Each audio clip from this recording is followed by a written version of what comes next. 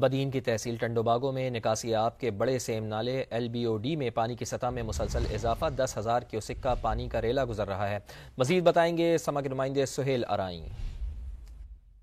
ہاں جی بالکل، اس وقت میں ضلع بدین کی تحصیل ٹنڈو باغوں سے گزرنے والے نکاسی آب کے سب سے بڑے سیم نالے LBOD پر موجود ہوں۔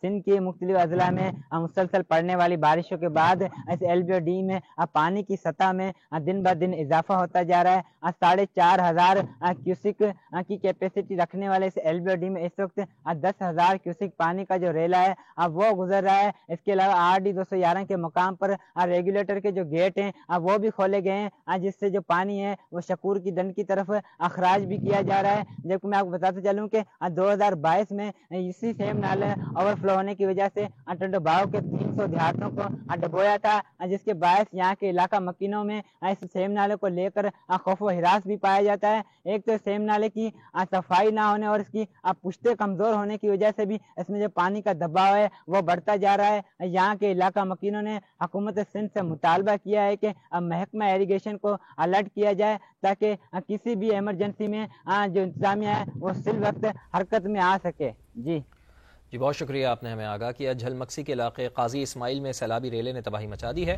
متعدد گھروں کو نقصان پہنچا ہے، کئی منہدم ہو گئے ہیں۔ بچاؤ بند ٹوٹ جانے سے پانی قبرستان میں بھی داخل ہو گیا ہے، امدادی سرگرمیاں شروع کر دی گئی ہیں۔ تو جھل مکسی کے علاقے قاضی اسماعیل میں سیلابی ریلے نے تباہی مچائی ہے، متعدد گھروں کو نقصان پہنچایا ہے، کئی منہدم ہوئے ہیں۔ بچاؤ بند ٹوٹ جانے سے پانی قبرستان میں بھی داخل ہو گیا ہے۔ کمراٹ میں سیلاب کے باعث پھنسے ہوئے سیاحوں کو نکالنے کے لیے ریسکیو کا کام جاری ہے، متاثرہ سڑک کی بحالی کا کام بھی شروع کر دیا گیا ہے۔ وہاں کا مزید احوال بتائیں گے سما کے نمائندے سید زاہد جان۔ جی بالکل، اس وقت میں موجود ہوں کوہستان کے علاقے بیار میں، اور یہاں پہ میں آپ کو بتاتا چلو کمراٹ میں جو سیلاب آیا تھا اور سیلابی ریلیوں نے جو تباہی مچائی تھی، تو یہاں سے تھوڑا سا آگے بالکل روڈ آگے بریکوٹ کے مقام پہ جو ہے کٹ کے رہ گیا ہے۔ تو بریکوٹ اور کمراٹ کے درمیان جو راستہ ہے وہ مکمل طور پر ٹریفک کے لیے بند ہے۔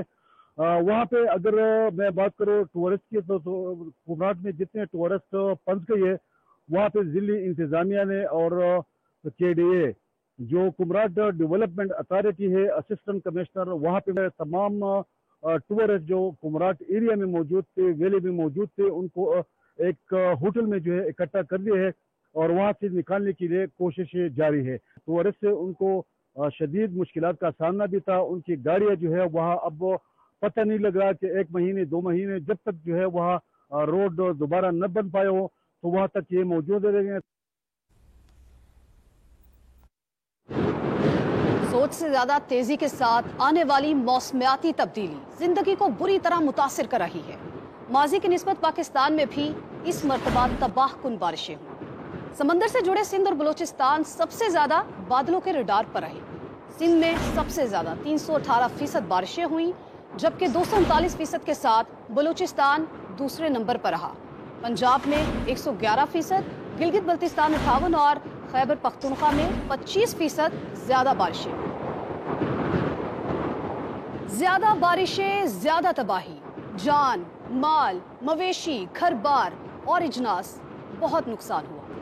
1 جولائی سے 30 اگست تک ملک بھر میں مانسون بارشوں سے 285 لوگ جاں بحق ہوئے۔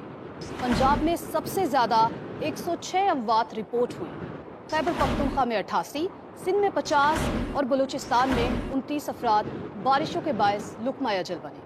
آزاد کشمیر میں 8 اور گلگت بلتستان میں 4 افراد جاں بحق ہوئے۔ بارشوں کے دوران 49% اموات دیواریں اور چھتیں گرنے سے ہوئی، 18% اموات فلیش فلڈنگ سے ہوئی، 15% افراد آسمانی بجلی گرنے جبکہ 12% ڈوب کر اور 4% کرنٹ لگنے سے جاں بحق ہوئے۔ بارش، سیلاب اور لینڈ سلائیڈنگ کی وجہ سے 529 افراد زخمی بھی ہوئے، جن میں 195 بچے اور 134 خواتین شامل ہیں۔